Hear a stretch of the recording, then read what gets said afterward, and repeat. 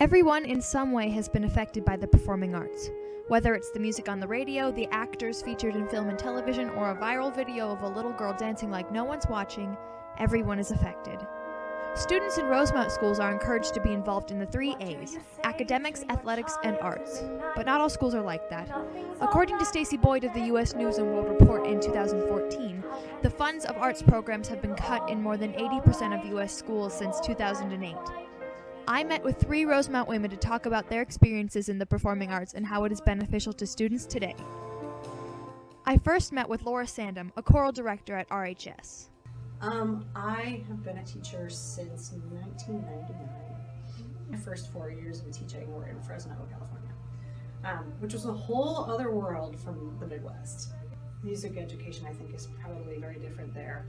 Here it seems to be much more universal, much more just basically widespread and common that you find music programs in schools. There, it's hit or miss.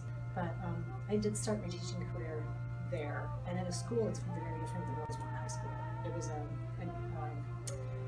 an inner city school in a very large district, about twice the size of this district, and the students there, it was just a really interesting and challenging experience because the kids there had nothing. They just had nothing compared to most of the students here. Many of them had never been in a music class before. They looked at the risers that were set up in my room, and they called them bleachers because that's what they looked like to me. You want us to sit in the bleachers, and they'd never been to a choir concert. They'd never heard a choir sing, some of them, And so that was a really different experience walking into a classroom full of people who, this was the first time that they were looking at printed music, or the first time that they were being asked to sing this kind of music or sing a harmony, let alone like solfege and things like that. It was totally foreign to them. So a really different experience, but a really great place to teach. At Rosemount, Sandham not only teaches curricular choirs, but she also directs women's ensemble. I've always done women's ensemble. That's the work that I did from the first year that I was here. When I came and started that ensemble, I made it clear that I felt like it should be a really top-notch women's ensemble. And it's always been a really great group, and I enjoyed it a lot because they are the ones who are really hungry for a challenge and want to excel. And I have always done that group and always enjoyed it a lot. I simply remember my favorite things, and then I don't feel so bad, so bad.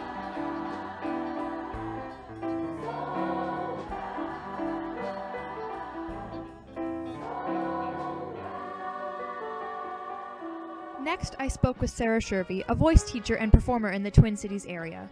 As a student at RHS, Shervey was heavily involved in the arts.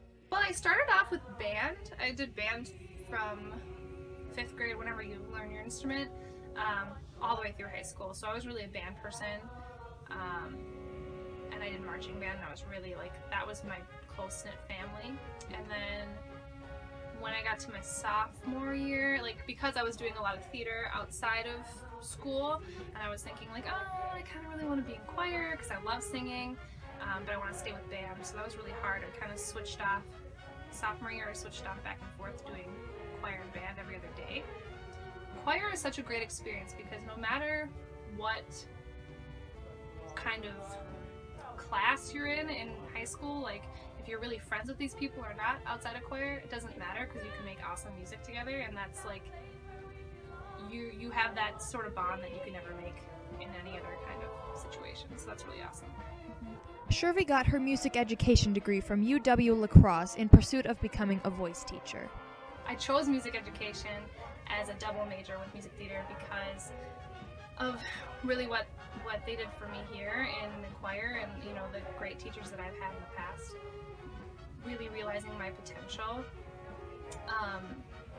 as a singer, and then just thinking I really want to help people to do that in the future. On why she chose to become an actor, she said, I think it's just the feeling that you get. I can't really explain it fully except for that one on stage. Just that's the only time that I'm truly happy.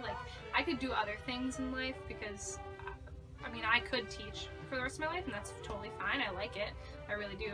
I just don't think I'd be fully satisfied unless I had some sort of performing as well, because that's just really something that feeds your soul, you know, whenever you get into a show, it just feels like an accomplishment regardless of, you know, if it's paid or not. It's just like, okay, good, you know, another kind of, it's kind of why you become an actor, because you, not really for the, you know, kind of for the need for attention in a way, but also just like, you know, when you get that recognition for the hard work that you put in. So that's really good.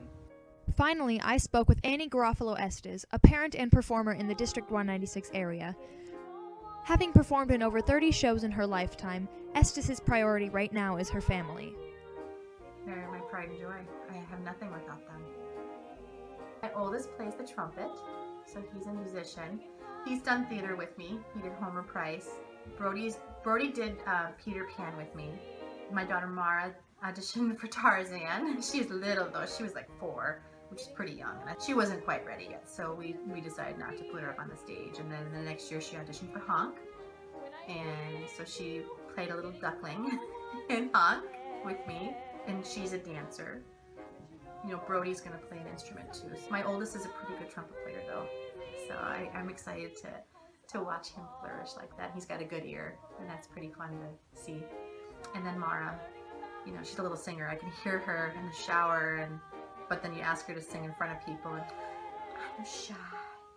But I think it's in her. We'll see. I mean, if I were to put betting money on her getting into the performing arts, I'd say she probably will. She seems to have a finesse for it. And Brody, he's just fearless, so he'll do anything. He possibly could too.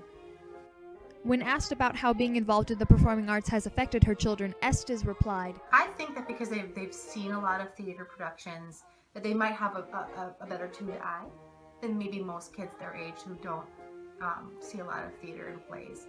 I think sometimes kids are sort of like, theater, a play, what's that? Like, that's not very fun. And my kids are like, well, actually, it's a lot of fun, and here's why. I'll tell you. You're using your imagination. You're practicing your public speaking skills up there, and you get confident and comfortable being in front of people. That's a life skill. My oldest will even say that. He recognizes what that is, and they have a deeper appreciation maybe for music. I know my youngest.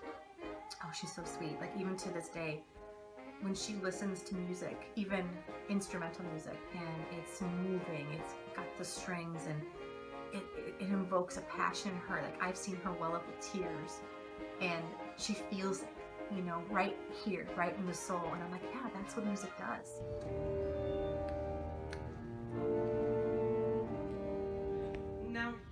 I think that fine arts and sports have some of the greatest benefits to offer, because they, you know, basically they're like the training ground for real life. You know, when you're in a situation where you are having to work with a group of people and you have to decide what your standards are going to be and how you're going to hold each other accountable, and, you know, what are you going to take on, and those are really important skills to learn that you don't necessarily learn just by, you know, working on your own homework.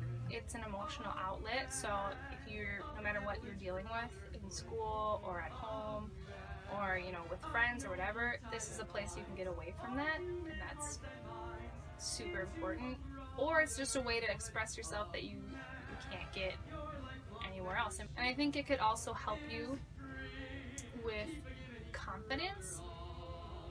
And I say that in a kind of a questioning way, because I think it doesn't always mean that you're going to get everything that you want when you're acting. If you do, obviously, big confidence booster. If you don't, I think it's also a good lesson to learn as you're growing up. Like, you're not always going to get everything you want, but it's going to kind of give you that tougher skin that you need for later on in life, whether that means you're going to be in theater, or if you're going to be, you know, whatever you're going to be doing, you're still going to need to have a tough skin, because not everyone's going to be nice to you. There's a lot of research that supports that the right brain and the left brain, they kind of balance each other, they support each other. So by supporting the arts, you're actually helping their math. Band is math, if you think about it, with the counting and the rhythms. Singing, when you're doing rhythms, you are using math. So it kind of, to me, I think it prompts memory in different areas of your brain that would otherwise lay dormant. And you're trying to build neurons, these connections, these pathways. And so music just allows more of that to happen. At RHS, we require every student to take an arts class before they graduate. Every student is guaranteed to be involved in the arts. Maybe one of those students will become the next Mozart, or maybe they won't even choose a career in the arts at all. Either way, they still will have been touched by the wonder that is the performing arts. Well, good session.